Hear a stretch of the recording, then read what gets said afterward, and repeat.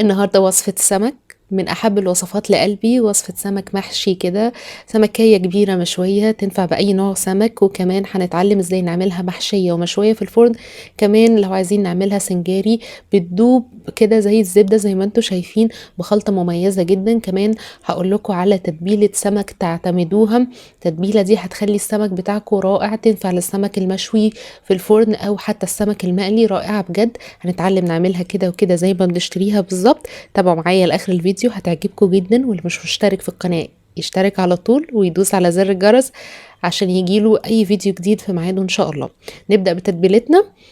انا معايا هنا فصوص من الثوم وكميه ليمون كويسه جدا، قطعت كمان قرن فلفل حامي كده او بارد، وهحط دلوقتي الشبت ما تستغنوش عنه خالص، وكمان ممكن احط كزبره لو متاح، فعلا بيفرق في طعمها جدا. معايا كمان طماطمايه صغننه وشويه من زيت الزيتون. التوابل دي بقى هتنقلها في مكان تاني، هاخد منها معلقه كبيره وهكتبها لكم طبعا. دي عباره عن ملح وكمون وكزبره والكاري. اضافه الكاري بتدي طعم رائع وريحه انتم مش عارفين هي جايه منين، بس كل اللي هياكلها هيستغرب وهيسالك التتبيله دي عامله ازاي. ضيفوا الكاري على تتبيله السمك هتعجبكم جدا. تمام. هنجيب السمكية بتاعتي، السمكية دي تقريبا كانت كيلو او كيلو وي كمان. دي سمكية بوري، نقدر نعملها بأي نوع سمك تحبوه يعني. انا كمان عاملة نفس الوصفة دي هتشوفوها دلوقتي مع السمك البلطي، عملته سنجاري. دي هنحشيها، والبولتي هنعمله سنجاري مفتوح كده الظهر، وهنحط الخلطة عليه من فوق. انا بعمل فتحات كده بالطول وبالعرض زي شكل اكس زي ما انتوا شايفين كده في السمكة. مهم جدا ان السمك يبقى فريش وطازه مغسول كويس جدا، يبقى عينيه بتلمع ولونها احمر زي ما انتوا شايفين. تعالوا بقى نعمل الخلطه بتاعتنا، هنتبل بيها السمكه كويسه جدا. عايزه اقول لكم ان الخلطه دي وانتوا واقفين هتشموا ريحه من قبل ما تدخل الفرن، هتبقى في منتهى الروعه. هكتب لكم ما تشغلوش بالكم خالص، انا كل التتبيله دي والتوابل كل حاجه هكتبها لكم تحت في صندوق الوصف، زرار صغير تحت الفيديو بندوس عليه بيطلع لنا كل مقادير الوصفه. يبقى انا هتبل بقى السمكيه بتاعتي كويس، وطبعا شايفين قلبها عامل ازاي، لازم يبقى روز ونظيف كده وزي الفل. هتبلها بقى كويس، وكل طبعا انتوا عارفين قاعده كل ما تقعد في التتبيله بتبقى احلى. وحتى والله لو مع ساعات مش بيبقى عندي وقت وبعملها على طول وبرده بيطلع طعمها جميل جدا. نتبلها كويس، واهم حاجه ندخلها جوه الفتحات اللي احنا عاملينها دي. تبلنا السمكيه بتاعتنا هنحطها على جنب تتبل كويس. وتعالوا اقول لكم الخلطه اللي هنحشي بيها ونحطها برده في الارضيه. بصل كتير، هحط طماطم وهحط كزبره خضراء وفلفل رومي وليمون. اي خضار بقى عندكم بتحبوه، كمان ممكن ساعات ببشر جزر بيبقى لطيف قوي، دي كزبره خضراء. عايزين تستغنوا عنها استغنوا عنها، بس هي بتبقى لطيفة جدا. واحلى حاجة فعلا بتنقل السمك في حتة تانية الشبت، شبت جميل جدا. حطيت كمان طماطم، اي تقطيع عشوائية كده. هاخد معلقتين كبار من التتبيلة الحلوة بتاعتنا دي، بجد اعتمدوا التتبيلة دي هتعجبكم جدا.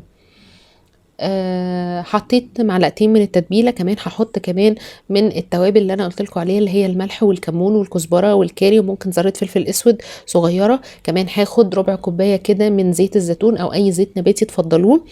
تمام. وهحط بقى برضو ليمون كتير، الليمون بيفرق برضو في يعني من اكتر الحاجات اللي بتفرق في الوصفه دي الليمون. الليمون والتوابل الكويسه والشبت. يعني هفرم او هفرك التتبيله او الخضار الجميل ده كله بايدي. انا عايزه كل الطعم والعصاره تطلع فيه، تطلع كلها معايا. هجيب بقى يعني صينيه، انا حاطه ورق زبده، مقطعه بطاطس كده رفيع يعني اتخن من الشيبسي شويه. هحط كمان باقي شرايح البصل كأرضية او فرشه تحت السمكه.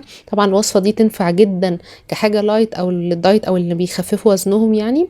هحط خلطه كمان شويه من الخضار اللي احنا هنعمل اللي احنا هنحشي بيه الفرخه. يبقى انا حطيت تحت بطاطس، حطيت جوانح بصل، وجبت السمكة بتاعتي بعد ما اتبلت 3-4 ساعات كده، حطيتها على الصينية وهبدأ بقى احشيها بالخضار الحلو اللي احنا كنا حضرناه سوا. بصوا انا حاطه كمان جوه في التتبيله، نسيت اقول لكم، شرايح ليمون زي ما هي صحيحه كده بتدي ريحه رائعه كمان في الفرن. احشوها كتير، كل ما تحشوها كل بقى ما هتطلع عصاره الطعم وسوائل وميه تسوي السمكه.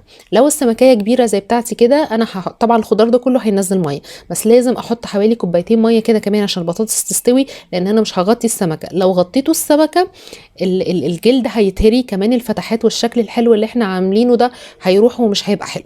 خلاص غطينا السمكه بتاعتنا وحشيناها، شفتوا مخدتش اي وقت. لازم احط من فوق رشه زيت ضروري عشان تتحمر، وليمون. هدخلها على الفرن بقى، هتاخد حسب حجمها، هتاخد تقريبا ساعه، ساعه و10 دقايق حسب الحجم، وهوريكم شكلها ما تطلع في الاخر. حقيقي الريحة فعلا هتبقى رائعة جميلة جدا. ادي شكلها بعد ما طلعت. كنت حطيت عليها شرايح ليمون كمان من فوق غير اللي جوه، والبطاطس استوت واتحمرت جميلة جدا، بتدوب في البق زي الزبدة فعلا، ما خدتش اي وقت، سهلة وبسيطة واي حد يقدر يعملها. شايفين انا كنتش عارفة اشيلها من كتر ما هي فعلا بتدوب. طعمها حلو جدا، تنفع للدايت. ولو مش حابين بقى فكرة دايت ممكن نعمل معاها شوية رز صيادية بقى كده، بتبقى حلوة جدا. ادي شكل السمكة بتاعتنا والبطاطس. البطاطس دي طعمها بيبقى فعلا رائع، طعمها بيبقى حلو جدا، واخده بقى متحمره كده في الفرن، واخده خلاصه التتبيله كلها. لو عندكم مروحه في الفرن شغلوها عشان كله ياخد لون في وقت واحد. ما كانش هي بتاخد، السمك مش بياخد سوا اصلا. ما تنسوش تحطوا كوبايتين ميه مع الخضار، لو بالذات لو السمكه كبيره. وادي البطاطس اهو بيدوب. جربوها على طريقتي هتعجبكم جدا، جربوها. مستنيه رايكم في الكومنتس. ادي الطبق بتاعنا البسيط. وكمان عملت ادي ده كان سمك بولتي، يا دوب فتحته كده وحطيت نفس الخلطه ورشيت عليها رشه زيت ودخلتها الفرن وبقى سنجاري وبس كده. كله احلى سمك مشوي، جربوها.